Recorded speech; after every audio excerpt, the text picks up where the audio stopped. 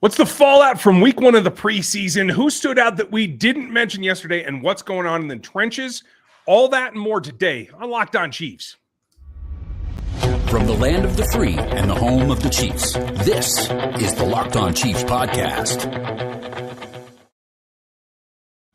Welcome back, everyone. It's the first day after podcast of the season. We're going to have plenty more of these for you. Make sure you like, sub, and hit the bell so you get them all, because we're here 5 days a week for you, like clockwork.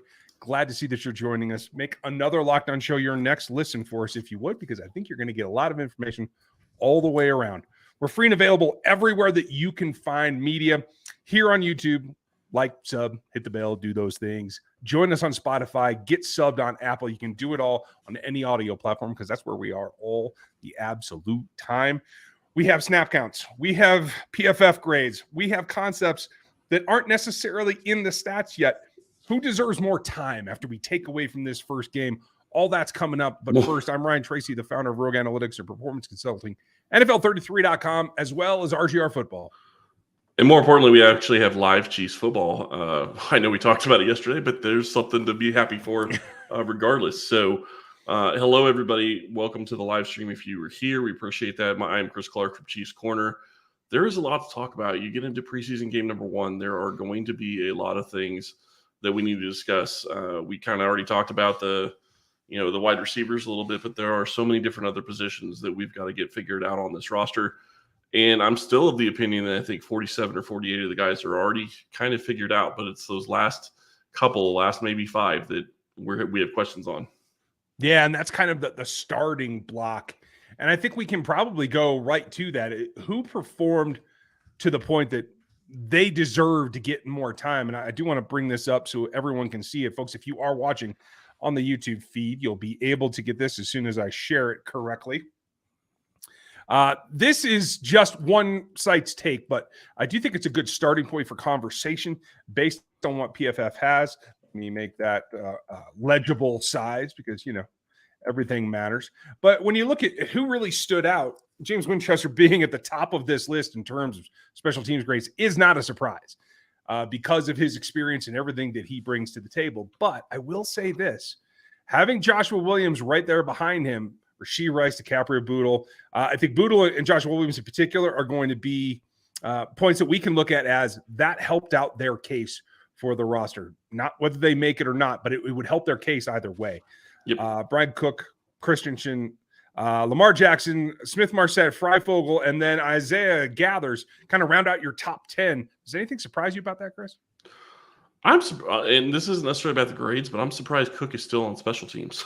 That's right. Really where my big surprise was. It wasn't necessarily the guys, it was more of or the grades, it's more of who's still playing special teams. Like Cook by himself just doesn't make sense to me since he's going to be a starter now, but Dave Toub doesn't want to let him go. I get it because he played well on special teams last year. That's something he can do very well for this team. But I think you're going to need to find somebody else that can take his role and take it and not get him out there on the kickoff teams or punt or wherever he was. I'm not sure. I did see him on a kickoff. That's the one I can think of. And I think I saw him on a PAT defense as well. So yeah. And when you're looking, and I don't really care about those near as much. PAT, field goal defense, I don't really care. It's more of where you have a chance of actually getting hurt. You're not generally going to get hurt if you're a back of the line guy on a PAT or a field goal. So don't really care in that regard. Joshua Williams is a good sign. I mean, I think he's on the roster regardless, but him being able to play like that is going to be a good sign for this team. And when you take a look at the defensive scores as well, like it balances it out because you have to scroll a little bit to get down to Joshua. That's probably a sign that he doesn't want to see. He is number 11 in terms of grade this week. For PFF, again, big grain of salt. That's just their takeaways. But I do want to show that there are a number of guys here that are on that bubble. Lamar Jackson being a guy that could be a special teams type acquisition. We know about Nick Jones. No update on the injury situation for Nick, but he's here just outside. He's in the top 10. He's at number 8. So let's hope that hand heals up. Shout out to Leo Chanel for being good in coverage.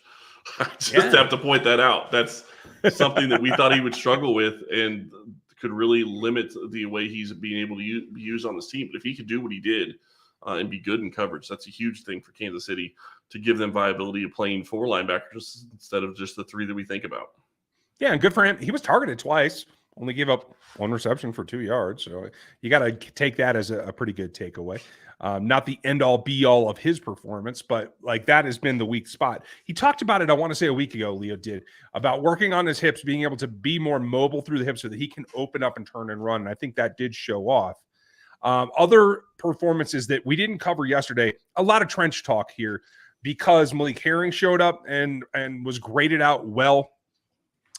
Felix Zenedico ended up in the top 10 on the defensive side of the ball. I think that's nice to see. When you boil it down and you take a look at the pass rush itself, I think knowing that Malik Herring was out there and contributing, Felix contributing, I think you feel pretty good about that. I should put Danny this back Shelton up here to take contributing. Yeah, you think he contributed something? Yeah, Danny showed up. Again, I'm going to shout my guy out. Number 6 on this pass rush group, 12 pass rushes, and 6-6 was Keandre Coburn, again, against lower competition. But that win percentage of 20% is nice for a rookie to get. I don't care what the level of competition is. It's building up your confidence that I think you're going to see a leap here. We're going to talk more about who gets more snaps next, coming up in the later segment. But who else stands out to you? I really want to point out, look at Danny Shelton and his snaps. 11 pass rush snaps. What was his percentage? 20%? 27%. That's okay. That's pretty good. And I know he's playing down to a lower level of competition, but he actually could be contributing to this roster this season if he continues to do that kind of thing, because they need defensive tackles. We've talked about them needing defensive tackles even if Chris Jones comes back. So that could definitely be something big for Kansas City. When we flip over to the other side, performances that we need a little bit more time, and I don't have all 22. I don't know if we're going to get that at all in the preseason, so we're going to go off of what the stats are racked up here. And so Prince Tagovailoa playing, getting 29 pass rush snaps? No, I'm sorry, 23 pass block snaps. 0 pressures allowed. You got to love that. Shout out to my guy, Hardy Anderson, playing late, but a guy that I do think is a developmental prospect the Chiefs can keep around. Getting some decent performance out of here. How about Jason Godric, who hasn't played a organized football game in his career and didn't, I don't think, allow a pressure? Yeah, you got to take that. Did get the 1 penalty. And when you take a look at the snaps, it was Prince Tag over on the left-hand side the majority of the time. But what we didn't cover yesterday, because I didn't want to precurse the numbers when I didn't have them, but it ended up with Wanye playing over on the left-hand side more than the right. And that did not stand out to me on film watching it live. Does that surprise you getting those numbers? No. And I wonder, quite frankly, if they're going to flip in game 2 and Wanye is going to go in first as left tackle and maybe have Prince go to right tackle. Right now, as far as I'm concerned, it sure looks like Niang is off this roster. Yeah. Is that your big takeaway at this point with Tagovailoa playing decent, with Wanye playing all over the place? That's 4 tackles, including your starters. Is that the amount of depth that you think Lucas Niang may be on the cutting block? I think he could be. I don't think there's any way to keep 5 tackles, and Prince looked better yesterday. And obviously you can't take everything down to just one game, but the way he went in and played with the 2s, the fact that they wanted to see him with the 2s and playing left tackle says a lot, because regardless of, drafting Niang, 3 years ago, 4 years ago, however long it's been, it doesn't really matter. If he hasn't developed, he hasn't developed. And the injury he's coming back from is not a small injury. So it's also possible that he could, take another year and be better. But right now, it doesn't look like he's probably going to be on the roster. Well, I'm not sold that yet. He is also a guy who gave up 0 pressures as well. It was, I want to say, 12 pass block sets, 13 pass blocking plays. So I think inconclusive at this point, but I think we should get back to that as we get the second go round. It was a lot of green on the offensive line, not a lot of pressure, I don't think, that really sustained anything. So, I feel good. I was just going to say, the other thing that points out, though, is Kansas City is in a much better position than most teams are.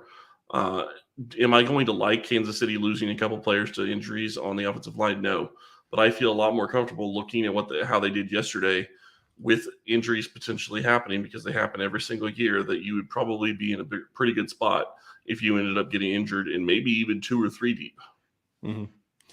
That said, Wanya Morris did get tagged with 3 pressures allowed, and so I think that's a little bit of going back and forth, but something they can build on. The question is, what else do the rest of the snap counts tell us? We're going to get to that right after word from our pals. Our partners over at eBay Motors have teamed up with our fantasy football host, Vinny Iyer, to bring you some of the best picks every single week, all season long. Whether you're drafting right now or working that waiver wire, let's check out who Vinny has set up for us this week with your guaranteed fit fantasy picks of the week. First off, it's still draft season. If you're looking for a quarterback that can get it done and maybe has the best target in football, look no further than Kirk Cousins. He's healthy. He's reliable. He's going to put out. And right now, in this pass-happy offense of Kevin O'Donnell, he is a guy that is going to put up points for you with not only Justin Jefferson, but Jordan Addison as well, who is gaining steam across the league. There is plenty of room to score points back there. Vinny's going to set you up every single time with fantasy football, and they're going to get you on the road to your fantasy championship. Same thing with eBay Motors, as they set you up for a championship with your vehicle. Right now, guaranteed fit is the way to go with over 122 million pieces, parts, and options, accessories for your vehicle. Right now, you can make sure that your ride runs smoothly, whether it's hubcaps all the way up to taillights and rear view mirrors, everything you need to get down the road in a way that makes you happy. Check it out at eBay Motors. They're sure that to be the right fit for your car. That's because the guaranteed fit helps you understand exactly what part your car needs for your vehicle every single time, no matter what. So go out there, crank it up, go for a ride, see what fits. Because right now, you know that you'll get the most successful fit that you can for anywhere you want to go. With eBay's guaranteed fit, everything in your vehicle is just one click away. For parts, accessories that all fit your vehicle, look no further than that green check. Get the parts, the right fit, and the right prices at ebaymotors.com. That's the guaranteed fit. It's only available in the U.S. Eligible items only, and exclusions do apply. Now, exclusions are something that we need to come back to because we have to take a look at who didn't play. Especially, we had a long conversation about the performance of the pass catchers yesterday. But it's who didn't play that kind of sets the tone. Obviously, Kadarius Toney wasn't available. Sky Moore. MVS did play a little bit. Not anything that I think to write home about. And so when we take a look at the snaps of who did play, Matt Bushman ranks in as the most receiving plays in snaps. And I think that's important. He's a guy that I think, what did he get targeted? Just the once. And we know how that ended, unfortunately. But when you look at reception percentage, there's a couple of guys who did really well. Cordell Powell, kudos to him. We know that he's probably not destined for this 53, but did a good job. Rashee Rice started slow, but ended up catching 3 of his 4 targets. And I think that's probably something I didn't emphasize enough last night. And if you had to pick, who do you think were the 3 guys that came in at 67% reception rate? Reception rate? Mm-hmm. Justin Ross, Nico Remigio, which thank you, by the way, for your appreciate how to pronounce your name. We do appreciate that. If you haven't been on Twitter, that's where we got that from. And then I'm not sure who the third one would be. And by the way, I think Bushman got two targets because the one with the penalty didn't count. But right. You were right on Remigio. Very good. Richie James came in at 67%. So did Kakoa Crawford. And so those are the 3 guys that were up there. Ross came in at 40%, 2 out of 5. Let's see. Marset was at 50%. Noah Gray was at 50%. So a number there. Obviously, when you talk about yards per route run, I think that changes a little bit of the conversation because there's a lot of chunk plays. And I think that's the nice thing when we take a step back is who deserves more looks. Obviously, Richie James ended up with like over 7 yards per route run. Remigio ended up at 5.46. Powell, and it's Crawford that I think is really the interesting one. It was just 2 yards, but some of that was red zone. So you have to take some of that back out. So when I take a look at this list, the guys that I think deserve more reps next time is coming up next. And there's going to be multiple guys in this group. As far as the defense, do you have anybody that you think stood out to you? Well, we already kind of mentioned Danny Shelton. I liked what I saw from him. I liked what I saw from FAU. The corner that got the interception, Halisi, is that how you pronounce it? Halasi. Halasi. There's been a couple of different ways. Yeah. I think he looked really good. And his size is something that Kansas City really covets. So I think that could be a good sign going in. And I'm curious if he's a guy that could possibly end up making the roster with the Nick Jones injury. But it's a big question as to how long Jones is going to be out with his hand broken. It's possible maybe he's in IR early in the season type deal, and we'll see how that ends up. I was impressed with Chanel from what I saw from him. He didn't play very many snaps, but from what he did last year to compare to what they were asking him to do this year, I thought he looked a lot better. And he was attacking the way you would hope he would. I agree. I want to run down pressures. Pressures are important. Two guys that led were Felix Anudike-Uzomah and Shamari Carter, two rookies. Played 34 and 33 snaps, respectively. I think that's a good start. And Shamari, obviously, we know he got the sack, and we know that Spags is going to want to blitz him. That's what he was drafted for. Well, hold on. I just got to point out, Spags showing blitz in the preseason is not normal. No. That's so the reason I want to point that out is because I do think that Shamari Connor being used as a blitzer is going to be a big thing for this Chiefs defense. I think he's wanting to try to get a feel for it in the preseason, see what the rookie can do in an actual game. And I think that's the reason that they were doing it, because they're usually going to run very vanilla defenses. That is not what I saw at times on Sunday. Yeah, I think that's a function of your two top defensive linemen in terms of pass rush productivity. Looking like they're not going to play week one right now. So how do you adapt? How do you take that on? We're going to talk more about that with Matt Derrick tomorrow. And then Thursday, we'll run down what adaptations we want to see coming into the next game. But there are a couple of guys here that if you had questioned me, I would have probably balked at you. Malik Herring ended up with 2 pressures. He played 31 snaps, right in line with Anudike, Uzomah, and Connor. But there are 2 guys that produce pressures at a similar rate, obviously against lower levels of competition, that the Chiefs need to see more of. They're going to headline our next segment, which is who should be playing more in this next coming week. B.J. Thompson and Truman Jones are going to be 2 of those guys. We'll get to that next. So I give it away there before the break because I want to come back and tell you that for Truman Jones, obviously a feel-good story, an Ivy League guy that's coming in as an undrafted guy, puts up only 18 snaps played. 12 of them were pass rushes, ends up with 2 pressures. With the leaders on this team just getting 3 in double the snaps, I think that's pretty significant. B.J. Thompson as well, another 2 pressures off of a few more 17 snaps, in line with the Danny Sheltons and the Malik Herrings. I think that's positive, and those are 2 guys off the top of my head that I want to see play more snaps, and specifically more snaps in the first half in this coming week with the 2s. I don't think they'll be playing in the first half this week. I think that Reed is going to do what he normally does, and the first string will play pretty much the entire first half with offense and defense. But the other thing I will say is I wouldn't mind seeing more of both of those players. The problem that you're going to run into with that is that you're going to be in a situation where it goes back to what I was talking about earlier with the offensive line. Like, I feel like Kansas City would be good if they went 3 or 4 or even 2 or 3 injuries. I think they would still be okay as an offensive line. They could get by. I'm not so sure the Saints could. You watch the offensive line. They were stressed out the entire rest of the game after their first unit went out. I'm not saying Kansas City's defensive line was killing them every single play, but there was enough pressure there, and I think they would struggle with a couple of injuries, which means the level of their guys are just not up to the same level. So we'll see whether or not Truman Jones and they can, both of them can have a chance at going up against the 2s, but that's going to be in the third quarter this week, I think. Yeah, I'm hoping that it gets into the first half because I think you want to see a little bit more oomph. It all depends on the opponent in the game flow, to tell you the truth. But 2 other guys on defense. They're playing in Arizona, which I also wonder if Reed's going to take into account. Yeah, with that field. Yeah, that's fair. 2 other guys have played a lot of snaps. Cole Christensen played 38 snaps on this day.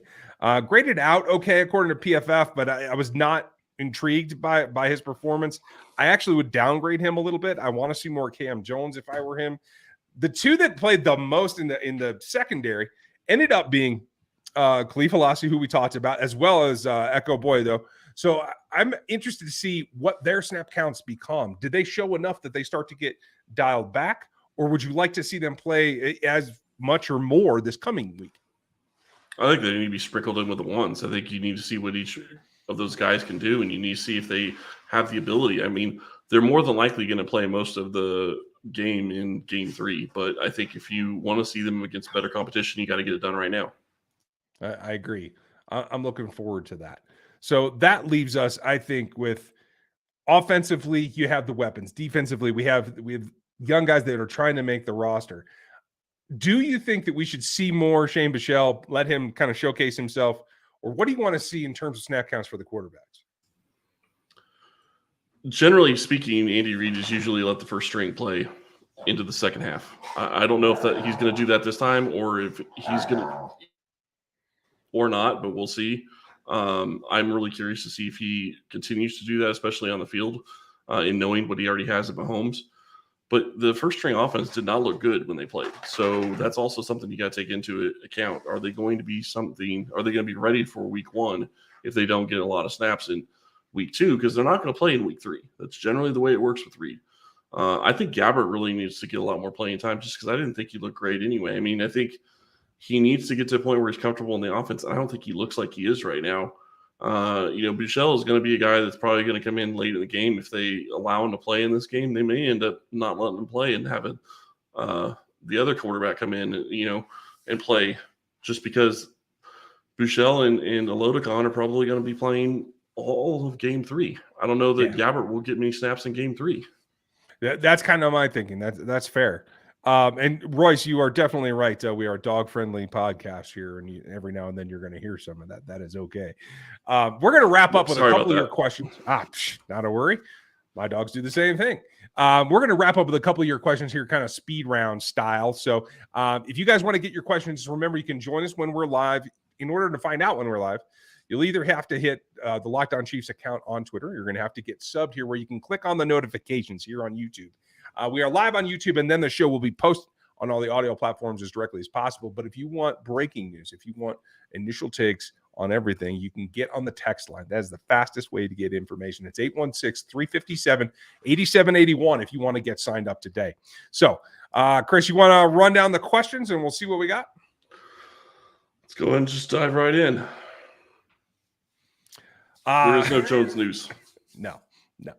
I don't know that we'll have any Jones news this week. We may end up having to do a special podcast this weekend if something breaks on Friday, but we'll see how that goes. I do think that he is going to sign probably coming this week. I will say there is something that was pointed out to me that I did not realize, and I apologize. He is not subject to a $1 million fine for missing a preseason game because he was never a unrestricted free agent. He is one of the people that became a franchise player, so it's treated a little bit differently under the CBA. Joel Corey put that out, so that's something to watch. He's not going to be subject to that. So right now he's a little over $1 million. Maybe he's going to get to $2 million. And I don't think he gets to $2 million. I think he shows up sometime this week, if not early next week. I certainly hope so. If you guys remember, I gave my deadline that I think in order to be ready for week 1, I think they need him in by the 18th of August. So let's hope that gets done, and we'll see what happens. What's next? Yes, he's coming off an injury. He sprained his ankle punting, and Remigio, I think, was doing a great, but they showed a great punt return of Remigio, and you saw at the very end of that punt, Townsend got hit by a player coming around, and he twisted his ankle on that play. I don't think he's fully healthy yet. I think that's probably going to take another week or two. Quite frankly, I'm kind of surprised they didn't have somebody else try to go in there and punt. Maybe Butker go in and punt, just to have somebody out there that can try it in a game situation. But it is what it is. I mean, if he's going to continue punting, he's not going to be doing as well as he normally would, just because I don't think he's healthy, and I think it's affecting the way he can kick the ball. I think that position is coming. It's going to be a single specialist league eventually, and Punt Kerr is what I'm going to call him. Could lead the way eventually. So, folks, that question was in reference to Tommy Townsend and his ankle. What else do we have? Why did every play go to CEH? We kind of talked about this yesterday. Yeah, I was going to say, Malia, the point is not to win the games. This is not part of their plan. They don't game plan. They're trying to see what a player has. And so they clearly want to see how well CEH is moving. I think they wanted to put him out there a little bit. A lot of folks disagree with me, but I'm okay being different on this one. But he was in his hometown as well. I mean, I think that plays into it. That could play into it a little bit as well. Justin Reed talked about going home and that being a big thing for him. You look at the guys that are from there. I mean, that's a big deal to them. Clyde, I'm sure, had a lot of family there and has played a lot in that stadium, and they interviewed him during the game. And I guarantee you, Chiefs PR had some kind of deal with who was getting interviewed during that game. So I have to think so. And we're going to wrap up with Hefe's question here. What was Reed thinking when he put Mahomes in? And that is pretty straightforward in that you got to get all your players, including your starters, some bit of work. They've been itching. They've been throwing against air all off season. And Mahomes has come out and even said that he wants to get hit. He still hasn't been hit. Right. I mean, yeah. And obviously I figured that's going to happen this coming game. The one thing I will say that was encouraging is you watch the play from the tackles, and yeah, Taylor may have missed a tackle or may have missed a play. But otherwise, you look at Donovan Smith, who looks pretty good as the left tackle for Kansas City in the 9 plays he showed, at least from what I saw. Taylor looked pretty good at right tackle. That offensive line is going to be very good if they can continue playing well. And I think that they probably do play all the way into the second half because that team needs time to get chemistry. And this is something I talked about before the game. I'd like to see Wanya get shoved in and play a couple of downs with the first string. Get him in there as a right tackle, get him in there as a left tackle, just because it's game oriented. And some coaches don't play their players in the preseason. I don't think that's ever worked out very well for them. Reed's never been that guy. He is old school, and you look at the way he runs camp, he's never going to be that guy. And I don't think he should be. I think everybody needs to get some reps in. I personally feel like week 2 shouldn't be a half for the starters. I'd like to just see a quarter. We'll see how I feel at the end of the week when we give you your preview on Friday. Thursday, we're going to run down who's deserving still and what we expect to see as changes. And tomorrow is Matt Derrick back with us. Yeah, and did you see the article that P.D. King put out when talking about he talked to Mahomes at training camp last week? Did you see that at all? No. It's pretty funny. He talked about how Andy Reid talked about Mahomes and Mahomes talked about Andy Reid, but it was Andy Reid said, it was a little bit off of the quarterback situation when he was getting cussed out by Mahomes. But Reid also said he stepped away. He's like, I know he's, they have that type of relationship. I know he's going to be that guy. He is that competitive. He is going to be the guy that wants to be out there and play. And the more important thing that comes from that is those two respect each other so much. But then you also watch what Mahomes was doing on Sunday in the preseason game, and you watched how hard he was cheering for his teammates. He was jumping up and down on the sidelines when Buechele hit Kekoa Crawford in the end zone. I mean, he was just so happy for that. And then he was happy for the Remigio thing. And he was out there giving the team energy, which is something that they lacked early on in the game.